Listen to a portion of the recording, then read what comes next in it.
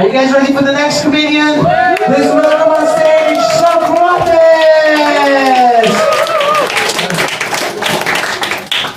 Thanks so much. Keep going there for Alexander! A dangerous microphone again. My name is Socrates. I'm going to be our professor of science and comedy tonight. Take a bunch of notes. Start off, these guys are here, aren't you? The comedian students. I was watching, taking my own personal notes. You want to start off seeming like you know what you're doing. Start off with a position of authority. Come off like you've got it all together. And then, of course, you turn the microphone off. And another basic rule of comedy is always bring another battery for the microphone. If at all possible, don't use a Wi-Fi microphone. These things always turn off. And of course, the main rule of comedy, the only lesson that we all learn is if you want a really, really good income, it's not comedy. It's a lot of other things. Promotion's good, but stand-up comedy, it pays for beer. And if you don't drink, it's also not really a good thing either. So, she knows what I'm talking about. And if you get one person to laugh, the joke is only a little okay. But if you can make a joke out of it, well, then you're salvaging it the best you can. There you go. See that? I paid that money in beer. Yeah, so I am an American. Yeah, that's the back. Even you don't even give me one for that. Appreciate it. You guys must watch the news, which is a major mistake. Don't watch the news. That's a general rule of 2024. If you're an optimist, especially. Any people have kids in here? Any parents? Yeah. There's a couple. Who's got parents? Oh, you do. I know you do. I've got parents. You have parents? Good man. Catch them having sex yet? Believe it or not. Have you caught them having sex? Yeah, once. With once? This still hurts. I didn't even know it was happening until I grew up. Wow. That's when you think back on it and you have a painful memory. Yeah. Or a pleasurable memory. I caught my parents having sex too, but my dad's 93, so the whole thing is it's painful on another level, that's all I'm saying. Tell us more. So basically, I've been doing this tour of the Dutch hospitals, the houses of paracetamol. And anybody in here have anyone break a bone in here? No one broke a bone? None of you bunch of coordinated people? Anyone have surgeries? No surgeries? One surgery? Bartender broke his bone. Yeah, I know, we chatted. He broke a finger. I don't know if that really counts. Yeah. How about stroke? Any strokes? No, it's not that funny. I've had 7 surgeries, 6 broken bones, and I had a stroke a month or 2 ago. Yeah. So life, when you think it's going to get bad or it's really bad, it can always get worse, you know? Because God has a plan, which was mentioned earlier, and God's plan sucks. I don't know if you paid attention to the news, which we established you shouldn't, but if you did, woo! God works in mysterious ways. Really mysterious ways. Yeah. Basically, like a year ago, I was, just as COVID ended, remember COVID? No. Life before COVID, which none of us remember? Well, as COVID ended and we finally got to go out again, I was going to go to the sauna one day, and I was taught this Dutch phrase I didn't know I needed to know, and it's changed my life, and that phrase was, ik was aangereden door een scooterklotser. Because it means I got slammed into by an asshole in a scooter. And like religion, it changed my life. Yeah, it started a bit of a drug addiction in a way. Not actually, I had a doctor who was prescribing it all to me. Because I was riding my bike and the scooter was on the wrong side of the path and he crashed right into me. And sent me flying through the air like a bird. But I landed like an octopus. It's a completely different animal. And I broke half my arms. And unfortunately, use it again. So hands up the Dutch medical system. It's not perfect, but it kind of works, you know.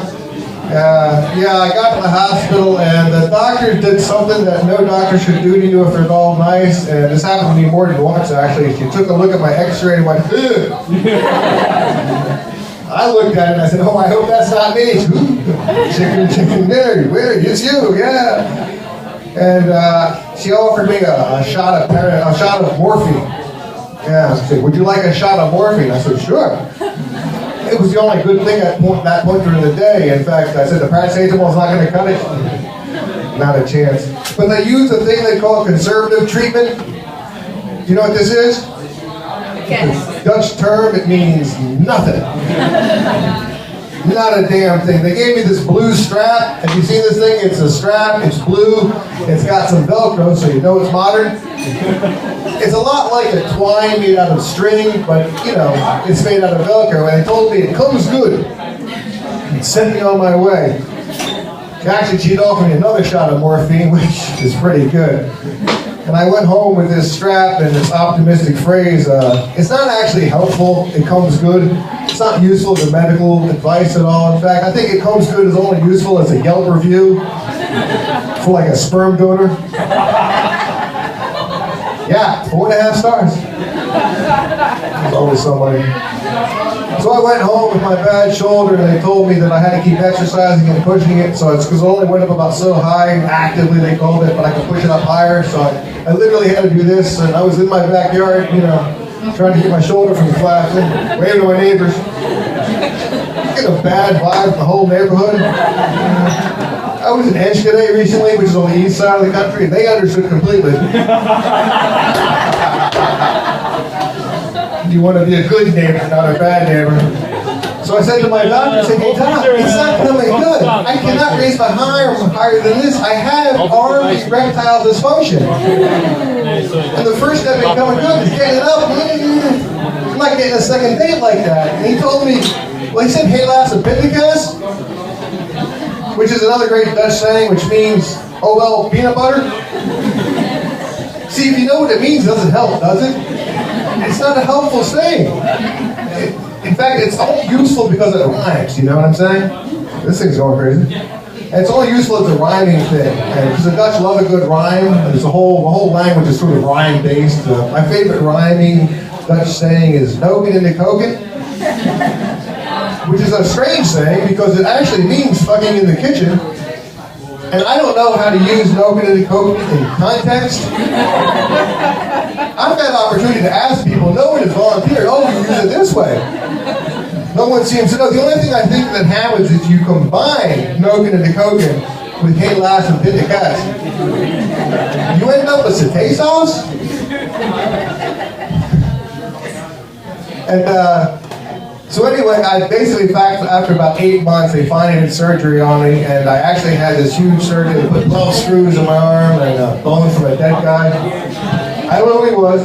I didn't kill him, because he died pretty far gone at the time. And they took bone out of my knee and bone marrow out of my knee and put it up in here too, for some Facebook reason. I'm not really sure.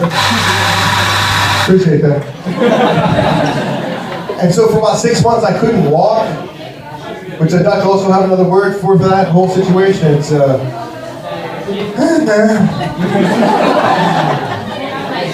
which is a very Dutch expression, if there ever was one. It basically is a sarcastic sigh, I think. You know, like when you miss your train. My other favorite Dutch word, though, is one of the words for rain. You know, that little tiny rain that gets in your face, miserable. You know, because it makes you miserable. So after about 4 months of still not getting my arm, and I was still having to do my whole, salute there, because it never worked. They decided it didn't work again. This time it was necrotic. Another great word you never want to hear in your life, necrotic. These are words they don't want to point to you, so yeah, necrotic. Stop pointing at me, Doc. Jesus. And so I had to have a second surgery, so they took everything they did out, so the whole knee thing, absolutely for no reason whatsoever. And now I have a prosthetic reverse shoulder, so I have where I used to have a socket, now I have a ball, or I had a ball, now I have a socket. It's possible I have a trans shoulder. I don't ask questions personally. But yeah, I'm finding life is sort of an arc, sort of arc-shaped, you know what I mean? There's that fun part that you guys are all in, that getting bigger and stronger and learning things and getting better at sex. And then there's that middle part where it kind of flattens off at the top, which I'm not going to point to people, but some of us know about. And then you hear that screaming sound. That's those of us on the far end that are screaming downwards, sliding to the end of the situation. But it's cool because the environment's going down and it's not my problem. But I think that one of the things when you come to comedy shows, I think that you all came for advice, right? That was your whole goal, get life advice at a comedy show. Because let's face it, if somebody's, the comedians, we got our shit together. Well, I mean, we all ended up in the same place tonight, right? I mean, it's not like you came to a different place, you know what I'm saying? I mean, we all ended up in the same bar at the same time, Like, I'm now 57, which is 75 in Dutch. Looking forward to turning 62. I'll be 26 again. But in the end, you have to maintain a work and life balance. I think that's one of the most important things in life. And one of the lessons is you should always remember you should never take your work home with you. And this applies like doubly if you're like a kindergarten teacher.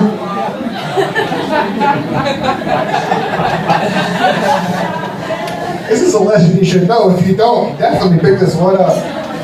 So life itself, like we're getting to the end of this little piece here, because we started off in the beginning, you thought it was going to be better than it was, and then you flattened out and you realized this is as good as it's going to get. And now we're headed toward the last piece of it.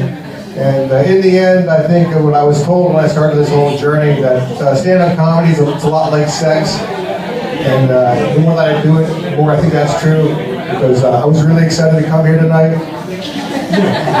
Now that I came, I'm a little tired, a little sweaty. If I get my energy, I'm going to come back again. Thanks so much. You guys are great. Give it up for some friends, ladies and gentlemen.